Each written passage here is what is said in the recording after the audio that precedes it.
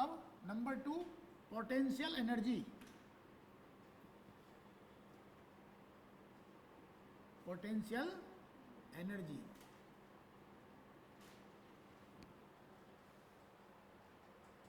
Clear? आप इस समय मैकेनिकल एनर्जी पढ़ रहे हैं। मैकेनिकल एनर्जी दो प्रकार की होती है। आप इस समय मैकेनिकल एनर्जी पढ़ रहे हैं। मैकेनिकल एनर्जी दो प्रकार की होती है, kinetic energy and potential energy. तो कल हमने काइनेटिक एनर्जी पढ़ाई थी, आज पढ़ाएंगे पोटेंशियल एनर्जी। क्लियर? लिखो इसमें, the energy of the body, the energy of the body due to its position, due to its position और इट्स कॉन्फ़िगरेशन, और its configuration in conservative force field is called potential energy. लिख लीजिए, some examples of potential energy.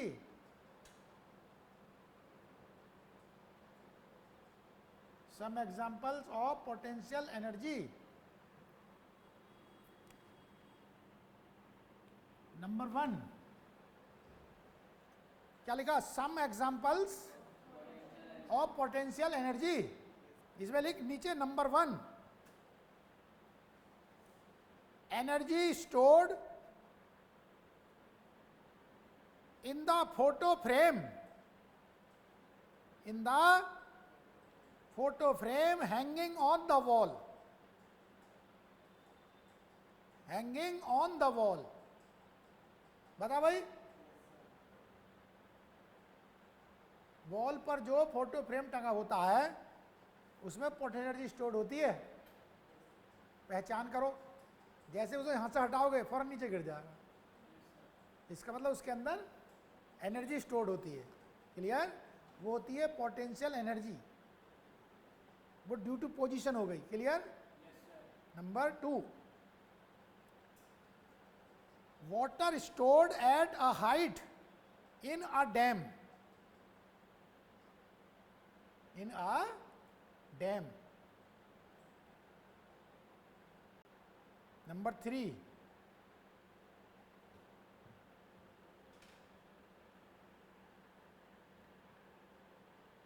compressed spring और stretched spring। compressed spring और stretched spring possesses potential energy, possesses potential energy। बोलो बाल को, possesses potential energy। Number 4,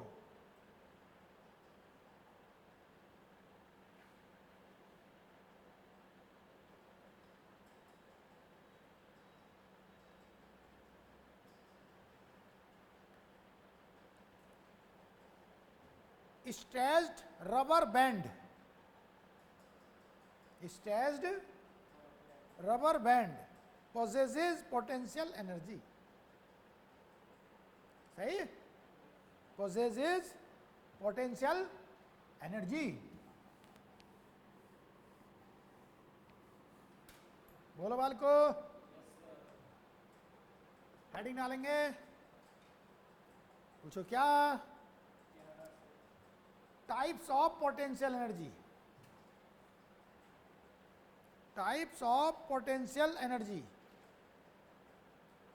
अब type समझने से पहले इस बात पर ध्यान दो कि कंजर्वेटिव फोर्स कितने प्रकार के होते हैं, क्योंकि मैंने अभी डेफिनेशन में कहा था कंजर्वेटिव फोर्स फील्ड, यानी पोटेंशियल एनर्जी केवल कंजर्वेटिव फोर्स के फील्ड में होती है। बोल। तो अब हमें समझना होगा कंजर्वेटिव फोर्स के बारे में और नॉन कंजर्वेटिव फोर्स के बारे में। जितने प्रकार के कंजर्वेटिव फोर्स होते हैं तो उतने प्रकार की पोटेंशियल एनर्जी हुआ करेंगे। पोटेंशियल एनर्जी किस में होती है? जब बॉडी कंजर्वेटिव फोर्स के फील्ड में होती है। बोल। तो जितने टाइप के कंजर्वेटिव फोर्स हुआ करेंगे उतनी प्रकार की। हाँ, तो कंजर्वेटिव फोर्स क्या होता है पहले ये समझना। कंजर्वेटिव फोर्स वो होते हैं जिनके द्वारा राउंड ट्रिप में किया गया वर्क डन 0 होता है, और जिनके द्वारा जो वर्क डन है पाथ पर डिपेंड नहीं करता। पाथ पर डिपेंड नहीं करता। बोलो, पाथ पर डिपेंड नहीं करता, ये याद रखना। और नॉन कंजर्वेटिव क्या होते हैं? जिनका राउंड ट्रिप में किया गया वर्क डन, जिनके द्वारा राउंड ट्रिप में किया गया वर्क डन 0 नहीं होता और उनका वर्क डन पाथ पर डिपेंड करता है। अब हमें बताने हैं कंजर्वेटिव फोर्स के एग्जाम्पल्स। कंजर्वेटिव फोर्स कौन कौन से होते हैं? कंजर्वेटिव फोर्स कौन कौन से होते हैं बता। ये 4 तरह के होते हैं। एक होता है ग्रेविटेशनल फोर्स,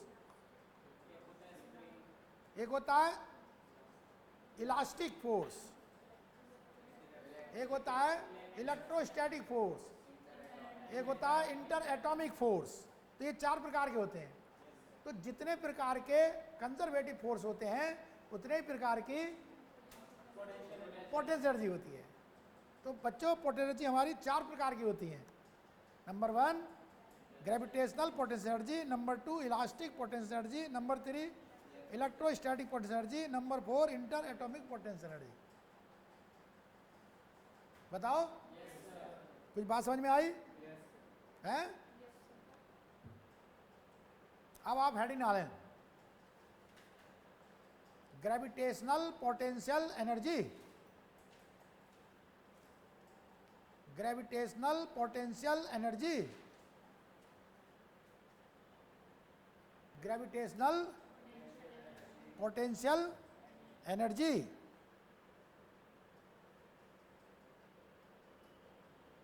लिखो इसमें,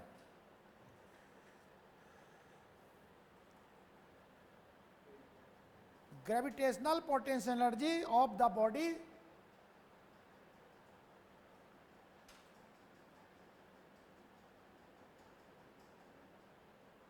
is the energy possessed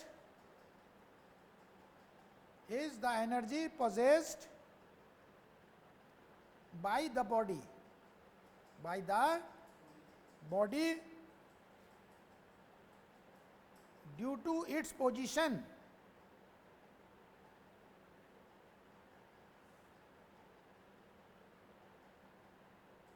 in gravitational force field, in gravitational force field above the surface of earth, above the surface of earth। ठीक है। अब लिख अगली लाइन से, अगली लाइन से लिख फुल स्टॉप करके। अगली लाइन से लिख, gravitational potential energy is given by, gravitational potential energy is given bye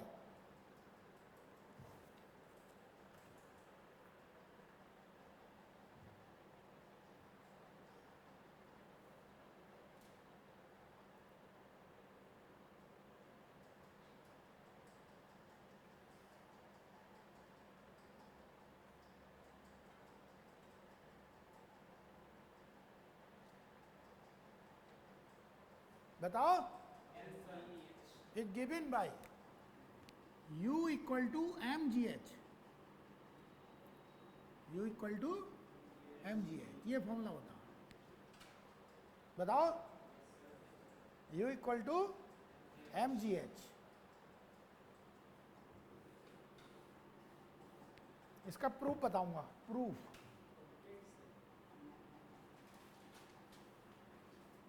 proof देखो, देखो इसमें,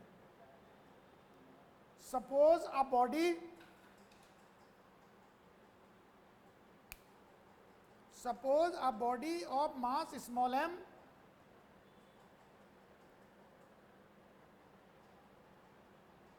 raised to a height h, raise to a height h from the earth's surface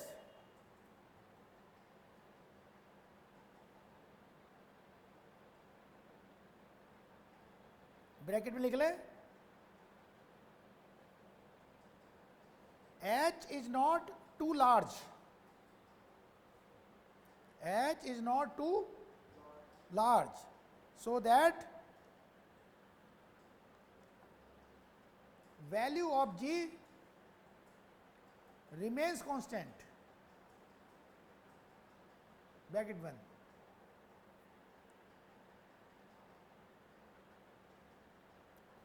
ठीक है भाई, ये जो mgh फॉर्मूला है ये कम हाइट के लिए होता है, बहुत ज्यादा हाइट नहीं होनी चाहिए, नहीं तो फिर g कांस्टेंट नहीं रहेगा।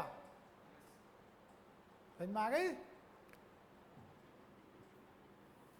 सपोज करो शुरू में बॉडी ये रखी हुई है यहाँ पर, क्लियर?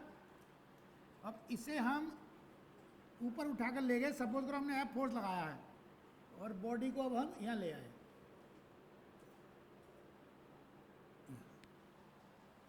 ये डायग्राम बनाओ।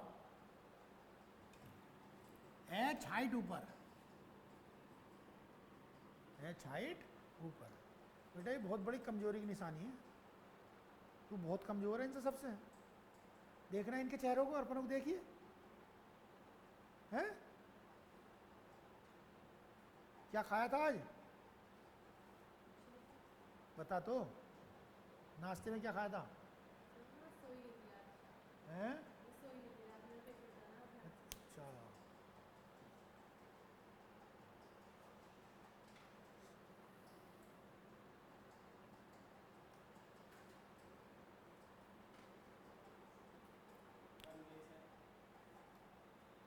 और ये है हमारा अर्थ सरफेस,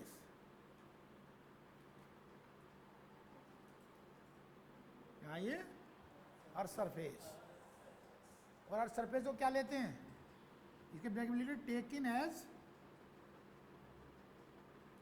रेफरेंस, हाँ भाई बोलो, लेवल।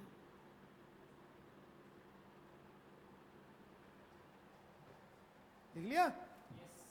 ये डायग्राम बना रहा हूं, बोलो। लिख इसमें अगली लाइन से, in this process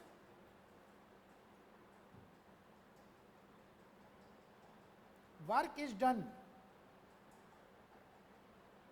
work is done against the gravity, against the gravity,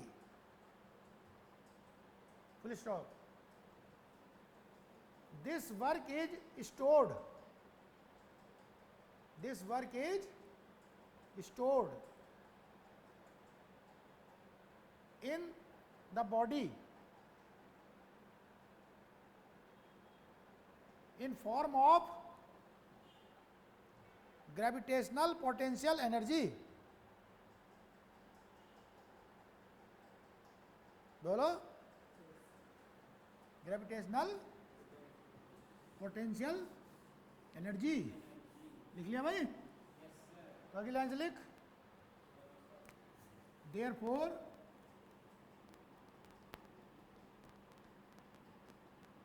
gravitational potential energy U से डिनोट करेंगे बराबर किसके हो गई? वर्क डन अगेंस्ट ग्रेविटी, हैं? Work done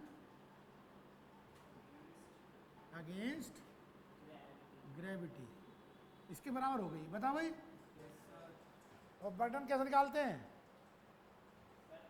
force into displacement. तो यहाँ पर फोर्स कौन सा लेंगे? हाँ लिख लो, force of gravity into, force of gravity into displacement चाहिए, तो डिस्प्लेसमेंट की जगह हाइट ले लो, क्योंकि जब ऊपर को फोर्स लगा रहे हो तो वो तो अप्लाई फोर्स है, परंतु ग्रेविटी नीचे को लग रही है, तो हम ग्रेविटी का अगेंस्ट निकाल रहे हैं। इधर देख, ये जो वर्क डन चाहिए ग्रेविटी का अगेंस्ट चाहिए, ग्रेविटी के अगेंस्ट। तो जब ग्रेविटी का अगेंस्ट कर रहे हो तो ग्रेविटी के अगेंस्ट ही डिस्प्लेसमेंट चाहिए, बोलो। तो force of gravity into height, force of gravity into height, तो कितना हो गया ये? फोर्स ऑफ ग्रेविटी होता है mg और ये हो गई h। क्या हो गया ये? mg h। तो इस प्रकार से u का फॉर्मूला हो गया mg h, mg h। Clear? जल्दी बोलो, आगे समझ में?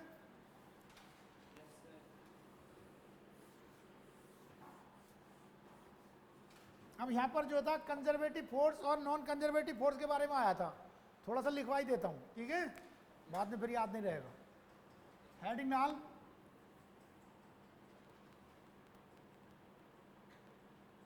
कंजर्वेटिव फोर्स, कंजर्वेटिव फोर्स, इसमें लिख बेटे number one, work done by conservative force, work done by in round trip is zero, in round trip is zero. सही? Round trip is zero. Number two, work done by conservative force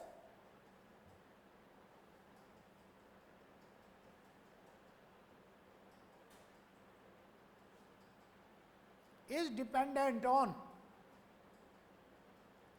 is, रुक जा भाई, independent बोला, dependent बोला मैंने, right, is independent of, is independent of path, is independent of path. Number three, in conservative force field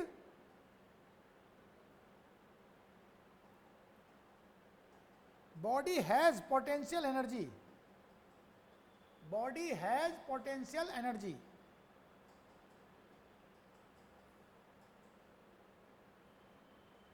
ठीक, नीचे लिख examples,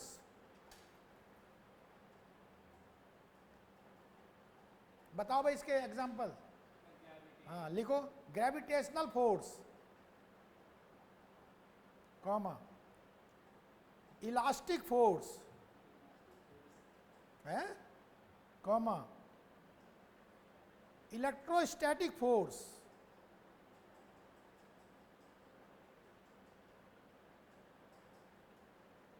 comma,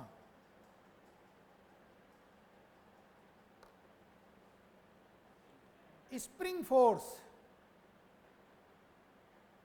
spring force, spring force भी एक तरीके से इलास्टिक फोर्स ही है, समझ में आई? इलास्टिक फोर्स और स्प्रिंग फोर्स एक ही बात है। या एक काम करो, जो इलास्टिक फोर्स लिखा है उसके ब्रैकेट में लिख लो, रुक जाओ, पहला नंबर क्या बोला मैंने? ग्रेविटेशनल फोर्स, अगला आगे कॉमा, इलास्टिक फोर्स, ब्रैकेट में लिख लो स्प्रिंग फोर्स, उसी के ब्रैकेट में लिख, लिखा? तो एग्जाम्पल कौन कौन से हो गए? Gravitational force, comma, elastic force, bracket में spring force, comma, electrostatic force, comma, inter atomic force. 4 हो गए, नहीं तो फिर कंफ्यूज करेंगे, 5 हो जाएंगे, फिर उसे हटाई देना जो मैं कह रहा हूं। पहला ग्रेविटेशनल फोर्स, फिर इलास्टिक फोर्स, ब्रैकेट में spring force, comma, electrostatic force, comma, inter atomic force, inter. अब लिख, अगला हेडिंग डाल, non conservative force, non conservative force, इसमें लिख number 1, work done by non conservative force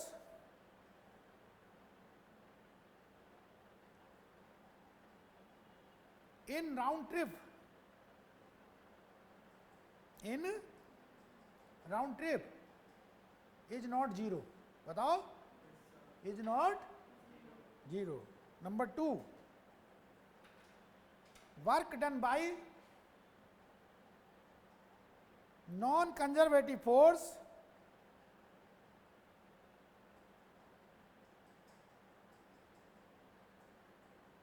is dependent of path, is dependent of path. Number 3, in non-conservative force field, any body has no potential energy, has no potential energy. Examples लिख, examples. हाँ भाई, friction,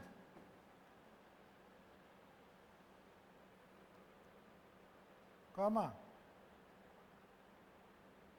viscous force,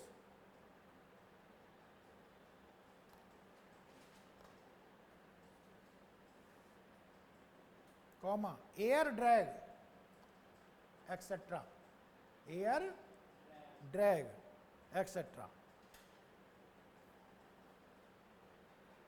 बोलो जी. तो थोड़ा सा हमने इसके बारे में भी बता दिया आपको. बोलो जी. अब आप हेडिंग डालें. देखो 4 प्रकार की पोटेंशियल एनर्जी हैं, परंतु यहाँ हम चारों नहीं पढ़ा रहे हैं. ग्रेविटेशनल पे ज़्यादा जोर रहेगा और थोड़ी सी इलास्टिक भी बता दे रहे हैं. ठीक है, बाकी आगे आगे जहाँ जिनकी जरूरत पड़ेगी वहाँ बताएंगे. क्लियर. अब आप हेडिंग डालें elastic potential energy, elastic potential energy.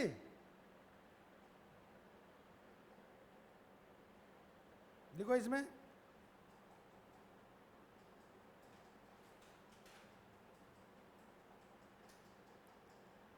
elastic potential energy of the body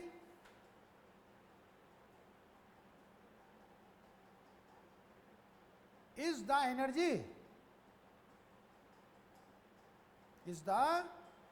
energy possessed by the body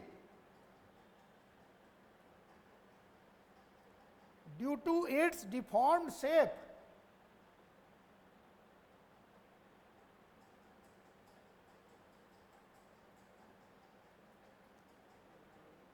due to its deformed shape in elastic force field, due to its deformed shape in elastic force field. Full stop.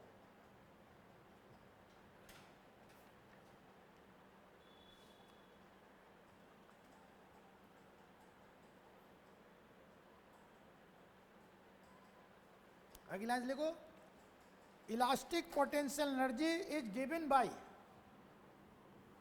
Elastic potential energy is given bye, क्या formula होता है? U equal to half के x square,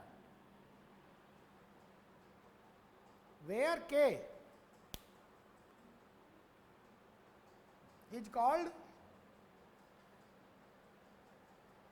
spring constant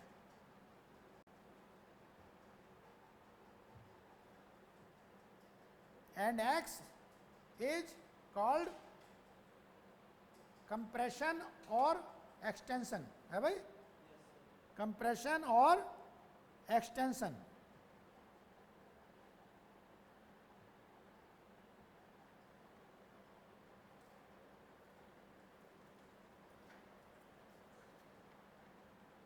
बताओ जी बाल को. इसका proof बताऊं? Proof देखो इसका. ठीक,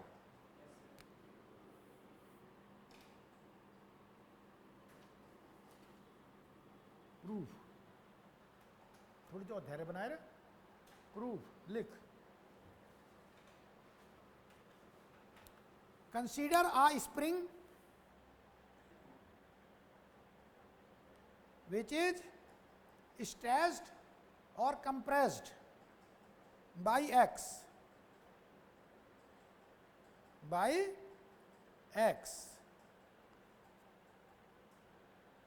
then external force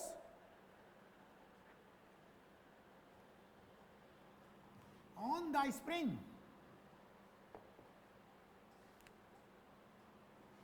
F equal to क्या होगा? हाँ भाई, F इक्वल टू क्या होगा?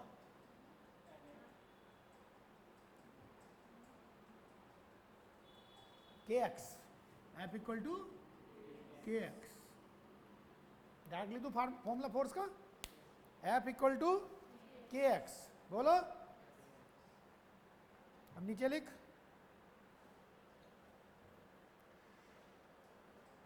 where k is spring constant, where k is क्या कहलाता है? Spring constant. अब अगली लाइन से लिख, let the body is further displaced, let the body is further displaced through very small distance dx, through very small distance dx,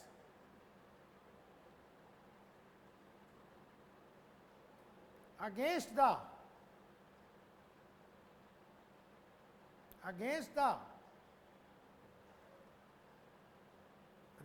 restoring force, against the restoring force, then small amount of work is done, then small amount of work is done by the external force, by the external force। यानी spring अपने उसमें ही बनाए रखने की कोशिश करेगी shape में, और जब उसे आप खींचोगे तो आपको इसलिए वर्क करना पड़ेगा उसके विरुद्ध, एक्सटर्नल फोर्स लगाओगे और वो रोकने की कोशिश कर रहा, इसलिए आपको क्या करना पड़ रहा? वर्क करना पड़ रहा। बोलो भाई, work is done by external force, then d डब्ल्यू इक्वल टू क्या हो जाएगा? वर्क कौन कर रहा? एक्सटर्नल, तो F external into d x, ऐसा लिख लो। बता भाई, लिख लिया? और एफ एक्सटर्नल कितना है? के एक्स, ये हो गया के एक्स डी एक्स, के एक्स डी एक्स हो गया। अब नीचे लिख, therefore total work done, total work done, therefore total work done in displacing from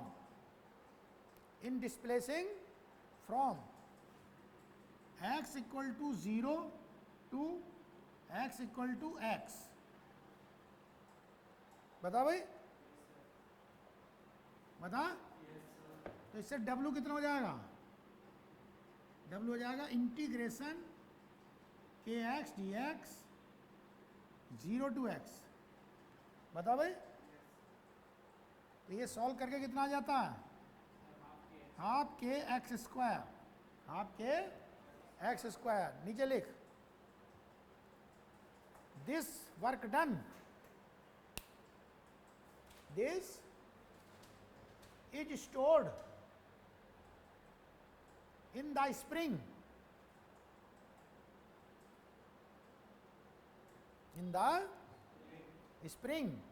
in the form of elastic potential energy, elastic potential energy।